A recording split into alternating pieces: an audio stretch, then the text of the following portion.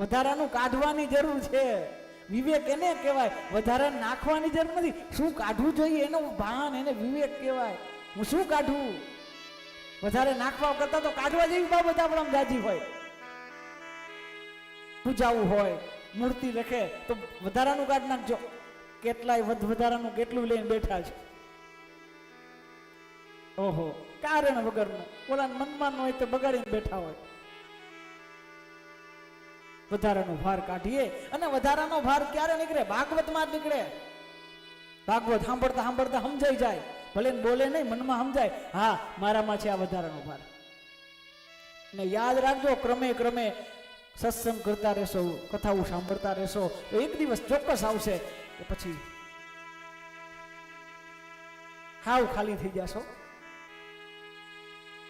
વજન કાંટો, હવે તો આપણે ઇલેક્ટ્રિક કાંટા આવ્યા. વજન કાંટામાંથી શીખવા જેવું મારા વાલા, જેટલો વજન હોય ને એટલું તાવડું નીચું બેહતું જાય, અને જેટલો વજન ઓછો થઈ જાય ને તાવડું અધર થઈ જાય મારા વાલા. એમ અધર થઈ જવું હોય ને તો વજન કાઢી નાખજો. કારણ વગરના ક્રોધ, મોહ, લોભ, ઈર્ષા આદેખાઈના વજનો લઈને બેઠાથી ખાલી થઈ જાય મારા વાલા. અને પછી આપણો વજન વયો જાય ને એટલે આમ ઊંચા થઈ જાય. આપણે માની લેજો જે ઊંચા આપણા જ લુવારમાંથી ભૂપતભાઈ મારું પાસેથી સાંભળેલું વાક્ય, ભૂપતભાઈ મારું છે ને આપણે ત્યાં લુવારમાં જડેશ્વર વેલ્ડિંગ ને એની પાસે સાંભળેલું વાક્ય, ઊંચા ઊંચા સબ ચલે નીચા ન ચલે કોઈ, એક બાર જો નીચા ચલે वो सबसे ऊंचा હોય. ઊંચા ઊંચું બધાય હાલે, નીચું કોઈ નો હાલે, પણ જે નીચા હાલે ને મારા વાલા એ પછી બધાય અધર થઈ જાય.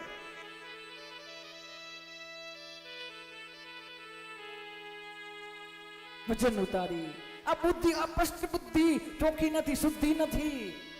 એવી બુદ્ધિ હોય એને વિવેક રૂપી દીકરો ન હોય. જેને ત્યાં દીકરો ન હોય ખબર હોય કે પુત્રની વેદના કેવી હોય. કેટલાય મેણા ટોળા ખાવા પડતા હોય કારણ વગરના. અને વાત તો એ છે, બીજા કોઈ મારે કે ન મારે, પણ એક સ્ત્રીને એક સ્ત્રી જ મેણું મારે. હવે ઈ સ્ત્રી જઈને સમજી ન શકતી હોય તો બીજાનો તો કોઈ દોષ જ નથી. કોઈ પુરુષો ન મારે, પણ કહેવાનો વિવેક રૂપી દીકરો ન હોય તો મેણા ખાવા પડે મારા વાલા. વિવેક કેમ જન્મે? આ કથા સાંભળી તો વિવેકની ઉત્પત્તિ થાય. વિવેક જન્મે. આત્મદેવ મરવા જાય છે, વિવેક ન હોય તો મરવું પડે. પછી જંગલમાં જઈને આત્મહત્યા કરવામાં જોર જોરથી રડે છે કે મારા કેવા અભાગુ છો, મને આ થાય, મને આમ થાય, તેમ થાય. રડવા મરવા માટે તૈયાર થાય. એક સંત નીકળે છે. સંત કહે છે કે ઉભા રહ્યો, શું છે? તો કે હું આત્મદેવ છું, હું બ્રાહ્મણ છું. સંત આવું બોલ્યા, શું કરવા આવ્યો છો? તો કે મરવા આવ્યો, આત્મહત્યા કરવા આવ્યો છો. સંત દાંત કાઢી, નામ આત્મદેવ અને કરવા આત્મહત્યા આવ્યો છે. નામ આત્મદેવ અને હત્યા આત્મહત્યા કરવા આવ્યો.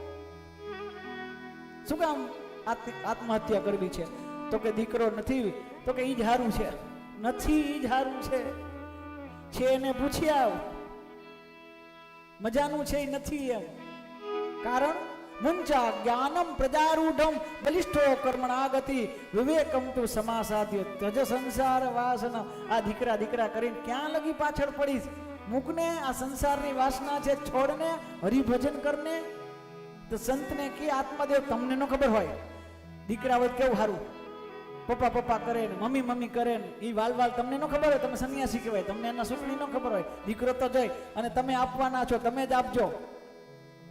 સંત કે એમ દીકરો જોઈ છે? લાવ તારી ભાગ્યની રેખા જોઈને બતાવ. અને ભાગ્યની રેખા જોઈને કહેજે સપ્ત જન્મ વધી તૈવ પુત્રો નહીં વચન નહીં વચન. એ આ જન્મમાં તો નથી, પણ સપ્ત જન્મ તારી ભાગ્ય રેખા કહી દઈએ. આ જન્મમાં તારા દીકરા નથી. ઓલાનું દુઃખ એક તો એક ગણું હતું, હવે 7 ગણું. આત્મદેવ કહે કે તમે દીકરો નહીં આપો તો તગરે તદગરે, તમારી સામે તમારી બાજુમાં જ મરીશ અને તમને બ્રહ્મત્યાનું પાપ લાગશે. દીકરો તમારે દેવો જ પડશે. સંત કે આહા, ક્યાં હું જંગલમાં રખડતો હતો, ક્યાં ભેગો થઈ ગયો, બ્રહ્મત્યા લાગે. એક ફળ કાઢ્યું અને કીધું તારી પત્નીને ખવડાવજે, 1 વર્ષ પછી તેમને ત્યાં દીકરો થશે. રાજી થાજી થતો ઘરે ફળ લઈ. આપણે બધાને કથા ખબર છે એટલે વિસ્તાર નહીં કહું. એની પત્ની ધુંધુલીને ફળ દીધું પણ ખાધું નહીં. આ ફળ ધુંધુલીએ ખાધું નથી. હા, ધુંધુલીએ ફળ ખાધું નથી. કેને ખવડાવ્યું? ગાયને. ગાયને ફળ ખવડાવ્યું. પતિને છૈત્રો.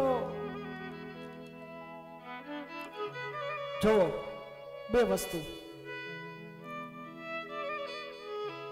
આત્મદેવ એને શું જોઈએ? જે સંત સમાગમથી મળેલું ફળ છે ને એને બુદ્ધિને આપવું જોઈએ. એ બરોબર છે, બુદ્ધિને ચખાડવું જોઈએ, આપવું જોઈએ, પણ યાદ રાખજો એની હાજરીમાં.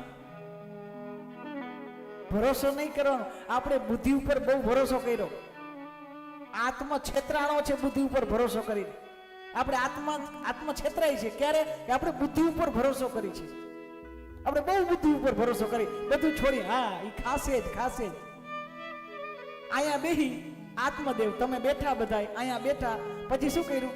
બુદ્ધિએ સાંભળ્યું, ભરોસો કરી લીધો કે ઉતરી જ જશે, ખાશે નહીં, ચાખશે નહીં, બીજાને દઈ દેશે. આ બુદ્ધિ ઉપર ભરોસો કરવા જેવો નથી, કારણ કે બુદ્ધિ શુદ્ધિ હોય તો એની ઉપર ભરોસો કરાય ને. આ તો અપ્રષ્ટ બુદ્ધિ છે, અનેકો જન્મમાં આ મેલી થયેલું છે, મેલું થયું મન.